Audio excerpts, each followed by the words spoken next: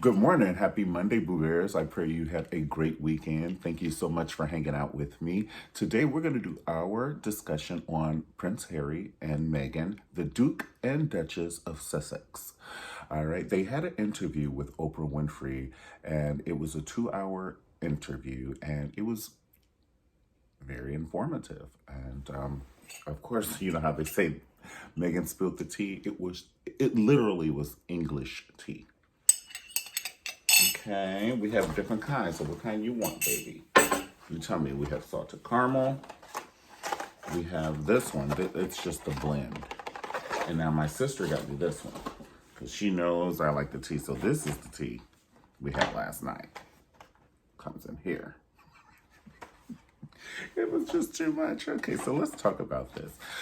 If you like the video, definitely like the video. Subscribe to my channel and comment if you want to share your point of view. I would like to hear it. All right, let me move the tea over here. All right, so let's start out with the beginning. I want to start out with actually Princess Diana and her journey with the royal family, you know, the whole royalness of it all, as Meghan kept calling it the institution. And that's a kind way of not putting it on one person because you know somebody's running it. It's like not 12 people running it. It's someone that's running it, and she didn't want to say any names. And this is the thing I like about Meghan. Even though they did not protect her, she and Harry protected them. Now, I don't know if they look, we don't want no problems, okay? Because we know if we don't give it, you don't give up, we don't give up, you don't give up, All right, I ain't gonna be cursing this stuff because this is gonna be watched all over the world. So I don't want to, just downplay, my commentary. So I'm gonna just try and keep it peachy as possible. But I do have to get my point across. So we're going to start back at the beginning with Princess Diana, and just knowing that everything that she had to go through, it was kind of like Meghan was reliving history. And in the aspect of it wasn't traditional, the, a lot of things that Princess Diana did was not traditional. Going to different countries and with the orphans and taking pictures and different things like that. And so she became the people's person. And everyone loved Princess Diana, from Michael Jackson to Elton John to Winnie Mandela.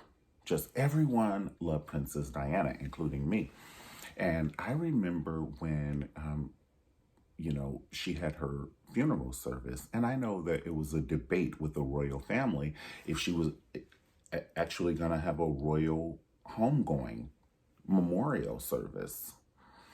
That was a debate. And I was like, she's Princess Diana.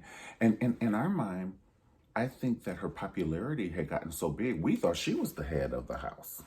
Like, I know as a child, I did. Once they got married and it was Princess Di and Prince Charles and Princess Diana, I thought they would get married and then they were going to leave and go to the castle. I did not know about the Queen. We were kids. But when she passed away, it shouldn't have been a debate. She was royalty. And I think the fact that she had another boyfriend and the Queen Mother was like, no. And things were like different. They were different then. So, I do remember one of the news reporter, he was reporting for her funeral, Princess Diana, and he said you could smell flowers for miles. Like he said, when the wind blows, you could smell flowers. There were so many flowers at her service that you could smell them for miles. And that was one thing that stuck out in my mind. It was just unbelievable, and how many people, and Elton John did Goodbye English, England's Rose, that was Elton's, one of his closest friends, if not the closest friend, she was beloved. And the same thing that's happening with Meghan, because the world was rooting for Meghan and Harry, Prince Harry. And, you know, she was spilling tea. Like, she was like, we got married 3 days before the wedding. Now put that in your cup and drink it slow, honey, because it's piping hot. She was like, it was just me, Harry, and the bishop, or whoever he was. You know, I don't know, bishop, priest, whatever. She didn't specify. It was just us three. That's what she said. Another thing is, she said that they talked to her about Archie's skin, the baby's skin, before he was even born. So for me, I'm going to tell you the truth. You know, I thought that they did some gene pool or whatever and got to create what color skin they want, what color eyes and hair. You know, they could do this with science. So I thought that's what they did. And the baby, no, just came out, just, you know, everybody was like, oh my God, is the baby going to be dark complected or is the baby going to be light complected like Mariah Carey? Okay, let's just be honest. Come on, guys. Come on. Everybody, everybody wanted to know. And even including the institution. They were like, we're not going to be able to name your baby Prince or Princess. They told them that. And you said, why do you say the world was for Harry, Prince Harry and Meghan? Well, because 2 billion people watched their wedding. Are you going to watch that? That's way more than a Super Bowl, 3 Super Bowls put together. Over 2 billion people watched their wedding. Would you watch something you don't care about? You know what I'm saying? So people, like, there was some haters, like some ex-girlfriends, like, why did he marry her? Why didn't, you know, he marry us? And, you know, they were brought up poised with the intent. And you know how, for instance, you know how in colleges, I'm not saying all, but some girls will go to college and they're like, I'm going to get me a football player. That is my job, okay? I know I'm supposed to be in here studying, you know, engineering, but I'm going to get a man, honey. I ain't got time for that. Well, over there, they don't have football players like that. They have royalty. So the girls, they probably, this in my mind, they keep themselves pulled up and they're just, you know, proper ladies. They don't date around because with the intent.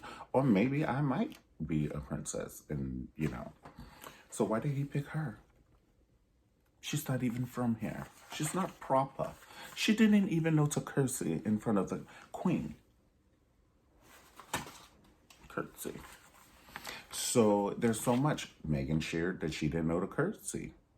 He was like, you're going to meet my grandmother. Do you know how to curtsy? She's like, do I know how to what? Harry said, do you know how to curtsy? Well, let me help you. Can you imagine Prince Harry teaching his girlfriend to curtsy for his? This is how you have to do it. And he curtsies. I cannot take it. It's just too much. This is what I mean.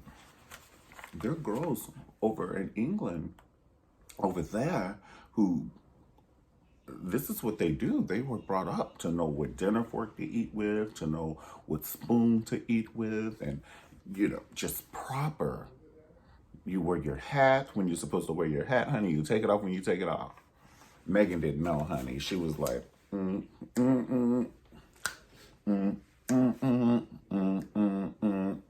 She was sitting at the table, honey. She wasn't doing nothing right, probably, in my mind. And that's the thing that Harry liked about her. She was just so free as a butterfly, just innocent. And he was like, and she cute. And you don't know what kind of connection they have. So I think they just really appear to love each other. They hold their hands so tight, they almost melt into each other, honey. He loves that lady, and that lady loves him. I'm happy for them. Even though they're going through this adversity, I'm pretty happy for them. I'm happy that they found love and they found each other. And just like Prince Harry said, you know, my mom had to go through this crap by herself. At least we have each other. Because Princess Diana, at one point, they were just giving it to her. And she was like, honey, I ain't worried about half that. She just kept on doing what she wanted to do. Also, there's 2 other strong points when Meghan said that she wanted to kill herself and she couldn't be alone.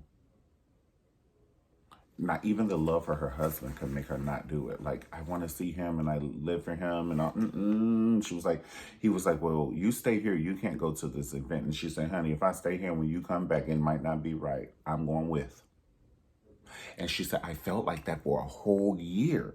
And then I went to the institution, the powers that be. And they were like, honey, we cannot take it. Y'all could have brought a psychiatrist or a psychologist into the palace. Just flown them in, put them in a Michael Jackson spacesuit, honey. Nobody has to know. Because y'all can't blink at that. As big as that palace is, if somebody blink, it's on the front page of the paper. So you don't want somebody to bring in a psychologist or a psychiatrist, and then they'll be like, well, who is getting therapy in the castle? And that's what they were saying. They were like, it's not proper for a psychiatrist to come to this castle, honey. It's never happened before. Now go in your room and scream, and we'll have dinner at 5. Okay, we'll see you at 5. Bye. Go! Harry, why is she still standing here? And then I'm pretty sure they brushed her off. She said it.